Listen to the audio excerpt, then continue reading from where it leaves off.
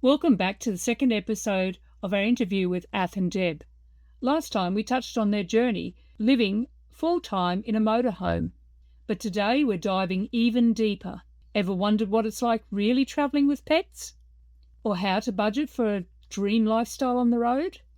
Ath and Deb are brutally honest about the real highs, unexpected challenges, and strategies they use to make it work for them. Trust me, you won't want to miss this one. Some of the downsides of living in such a small space. You've touched on weather.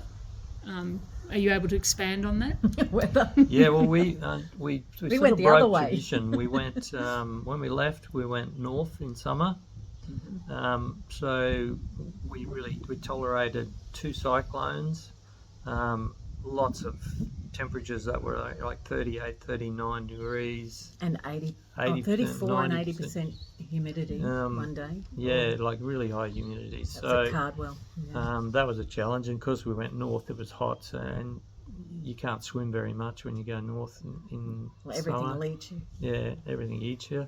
Then when we decided to turn around from Mariba and we headed south, and we went south in winter. Which was beautiful. Which was, it was Yeah. something that being Queenslanders through and through, we'd never really had a winter. I mean, we only have 2 seasons in Queensland, don't you? So it's either hot or It's mild rainy. summer or hot summer.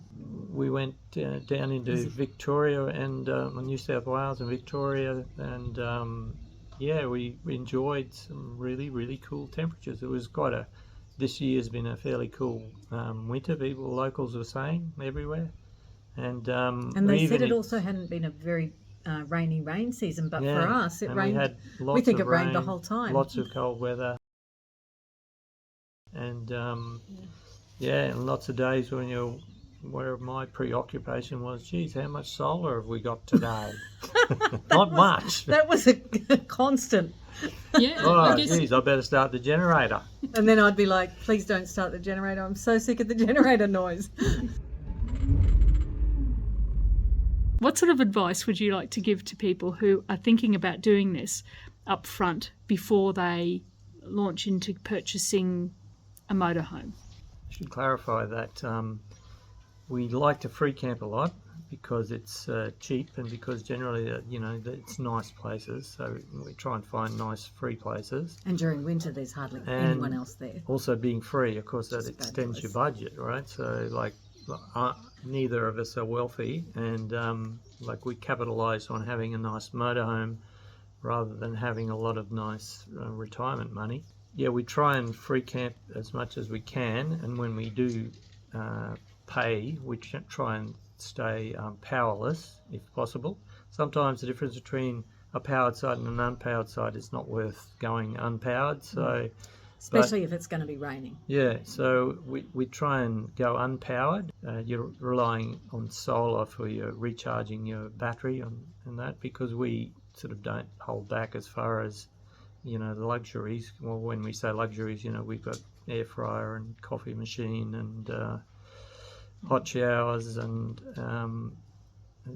one of the reasons we got what motorhome that we did was because it has a lot of solar on the roof. It's got 600 watts of solar panels on the roof. It's got we've only got a 300 amp hour battery on it, which is relatively small, but it's also got 400 litres of water on board And an onboard journey. and an onboard generator. So those things, I think, for us were really important. Yeah, plenty of water, so we got 2 weeks at least of water. We can probably go 2 days on our power on 300 amp hours, sorry. Will probably keep us going for 2 days. After that, we tend to get a bit toey about, I do anyway, probably start the generator. So a generator is important. It's hard to know, though, isn't it, to get for advice to give people, because Yeah, look, until you've had one, you don't really know what you want. Now, what you need. or even what you need. Yeah, that's right. You So I think buy what you think you're going to need and what you think. I think Like you have your deal breakers. Like we wanted to walk through cab, that from the seat, so that we didn't have to get out and get back in. we didn't want to have to go outside the van to the moho to get We in wanted and a out of it. shower and a So toilet. We wanted a shower and a toilet. and we wanted a lot of water, and the solar. So they were our deal breakers, but we had no idea other than that what we needed. So But if I think the best. if I'd give advice now, being 13 months in, I'd go, say, maybe 600 amp hours of battery. I'd probably go more solar than what we've got. If you wanted to do off-grid camping. Well, because some people don't want to do that. Well, if you don't, and you're not going to be more than 2 days without, power. Don't worry about it. Just, something smaller is going to be fine. But if you want to do similar stuff to what we're doing, plenty of water, plenty of power, plenty of solar. Look at your bed situation. My very, very clever sister-in-law told me how they had got their caravan and they have 2 single beds, which is actually a really good idea if you are people who want to, like, somebody gets out of bed earlier than the other person. Like for us, we have a drop-down bed, which is fabulous. It's a king size, but it does mean that you both have to get out at the same time. Nobody can really sleep in because there's nowhere else to go for the other person. So there's a lot of things to consider, and then you've always got to compromise. Always. There's always going to be a compromise. I think that's the thing with small homes, like motorhomes, caravans. It's always about compromise. You're never going to get it perfect. Nope. Never. Would you agree? I would. Totally. Yeah. It's just what matters the most. Can you live without, and which part can't you live without the most for you? I mean, I guess we're pretty close to being very comfortable. Aren't we? Well, especially now, this long in, we've learnt how to live in the space we've got. Everything's got its place. Everything has its purpose. We only got a air fryer 3 months ago, maybe. We didn't have it, but we did, and an induction cooktop, and we use them when we're on power. If we're plugged in at a caravan park into power, that's when we'll use them. We use our gas otherwise, but we figure we'll save our gas if we're plugged into power. So there's a bit of a management thing there. If you're paying for your power in a caravan park, you might as well use the power. That's right, as opposed to paying extra for the gas. Yeah, so we sort of went, okay, whenever we're plugged in, get the induction portable thing out and use that, and use the air fryer. It's good. It works well. So 13 months down the track, is there anything that you can think of that you would improve? Yeah, that's easy. Yeah, more solar, more battery. But originally, we started out with just 2 bikes. Well, we started out with a motorbike, and then we got 2 electric bikes, which was great. But they'll only go so far, and then we got a small car to tow. So we ended up towing. So some people go, why tow a car behind your motorhome? Why not have a caravan and tow your caravan with a car? It's a pretty good question. It is a good question, and it's a little hard to answer. I think I found some good answers. There was one where we don't have to get out of our motorhome. If it's pouring down with rain, we just walk into our home from our cab, which is one reason. There were 2 other reasons I came up with, and I can't remember them now. But they were good. Car? Yeah, towing the car. Well, that No, like instead of towing a caravan, having a car in a caravan. Why? So, because people do ask that question, and it is a good question to ask. But I suppose if someone stole our car, we've still got a motorhome to drive. so yeah, there's that. Yeah, so there are advantages. There are advantages, absolutely. Yeah. And it really doesn't feel like towing anything. It's a flat tow, so it follows us wherever we go. Yeah, it doesn't make much difference to the fuel economy either. It only changes by about 2 litres per 100. But that was a real improvement. Having the car on the back of the motorhome made a big difference. It was a bit of a game changer. How did it make a difference, though? We can set up the motorhome and have our awning out, have it tied, roped down, have our mat out, and be basically set up, and we don't have to unset up to go for a drive, or we can go down smaller because we tow a small 4-wheel drive, so we can go into 4-wheel drive areas where we wouldn't take the motorhome. We could take the car to do a recce to see whether there's a good spot and whether the motorhome could get in there. Of course, what you haven't really talked about or touched on is the fact that you travel with dogs. So let's talk about that. Yes, we do travel with two little dogs, and all credit to them. Here's one now.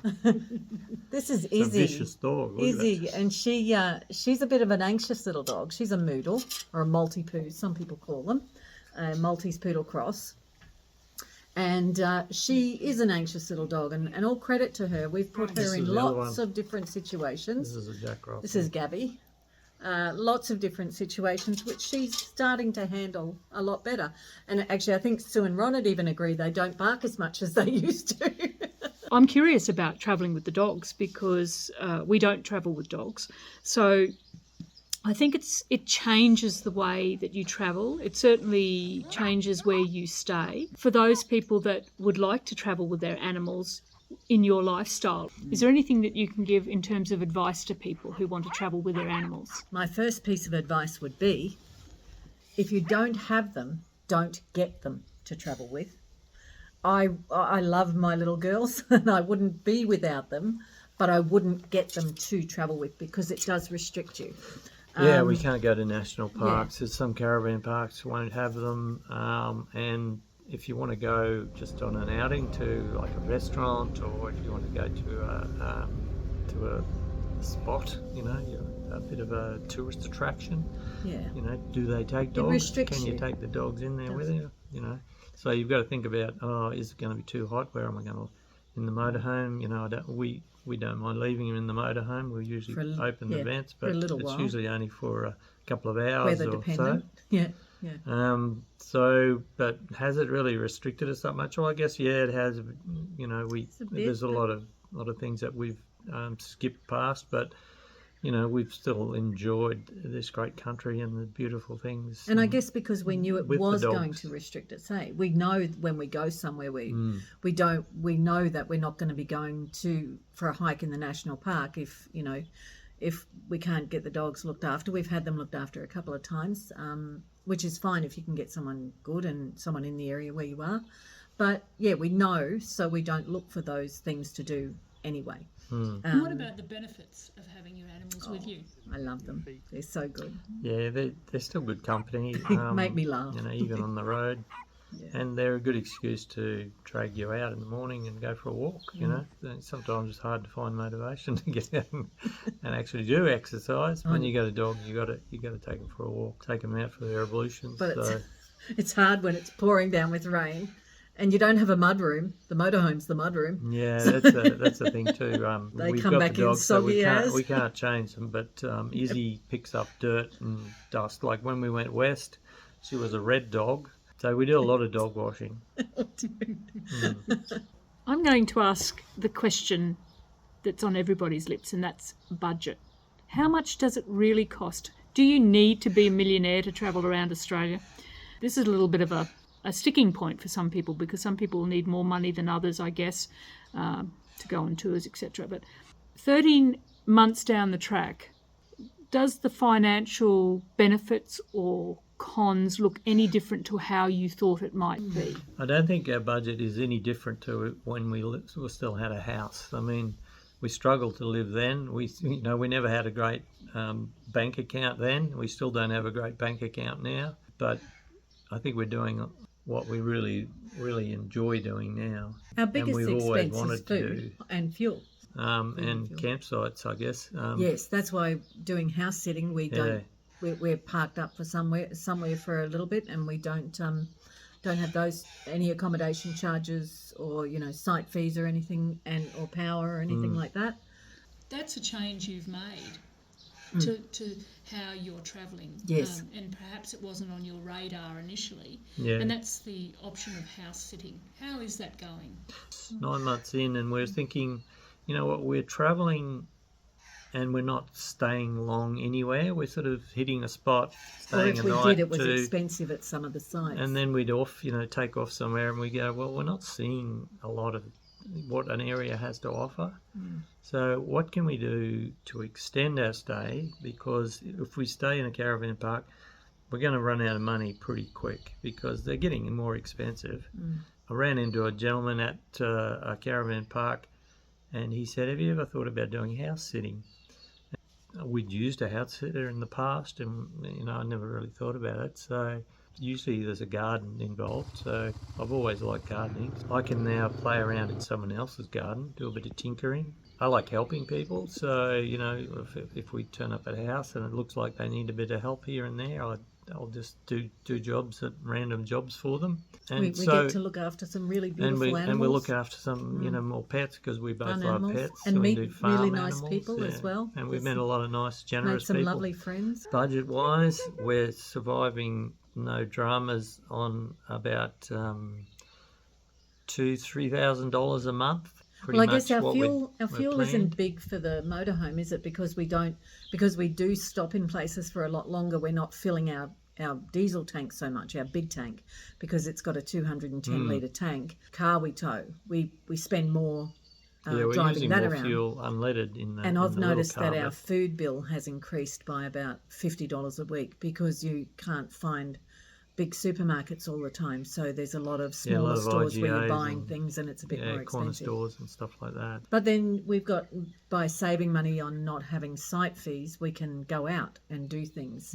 We stopped for a couple of weeks doing a house sit. You know, the bank account builds up a bit, and then we can, not that we have to, but we can then, you know, take in more sites locally and see a lot more of an area. And you put money into the economy where you're staying, which is, you know, something that people say that because you free camp and everything, you're not contributing, but you really are. You're spending a lot of money at lunches or dinners or, you know, things like that sometimes, and so you really are contributing to the community where you are. Well, thank you very much for that. That's excellent. Oh, wait a minute. Ronnie has something to say. Well, you can go on that old saying, like a grey nomad will turn up into an area with $20 and a clean shirt and change neither. That's your mantra, is it, Ron? Actually, there is something that I want to just touch on, and that's wellness.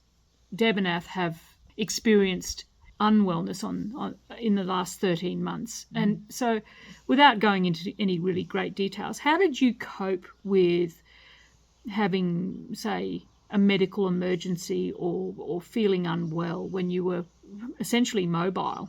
We've had a couple of occasions where we've had to head to the emergency department. You know, those sort of things weren't probably what we never thought about that happening, I guess, which is a bit silly, but we've taken it in our stride, I think. It hasn't been as big a problem as you might imagine. Deb has got more experience with being in hospital while we're travelling than me. Yes. Well, so what are you saying, Ath? Is that Deb will do anything to find somewhere to get a bit of headspace? Well, you know, that's, you know, I was going to say, you know, there could have been. I ended up in hospital having an operation, but the good part was that it was raining for a week, and I was in hospital for the week. That it was raining and cold outside, so Athel was in the motorhome, cold and miserable, and it was wet, and of course he couldn't go anywhere or do anything. I was in a comfy hospital bed in a temperature controlled environment, so there's upsides, you know, there are upsides. Yeah, good one. I love the positive point of view. That's great. But you haven't had any real problems accessing healthcare, have you, on the road? No, it's been a lot better than we thought, and being Queenslanders, we sort of thought we'd be slightly at a disadvantage once we got out of Queensland. But we found that, despite what the media is saying about Victoria's health care system, we found it very... Well, for me it was, yes, it was very, very good. Very good.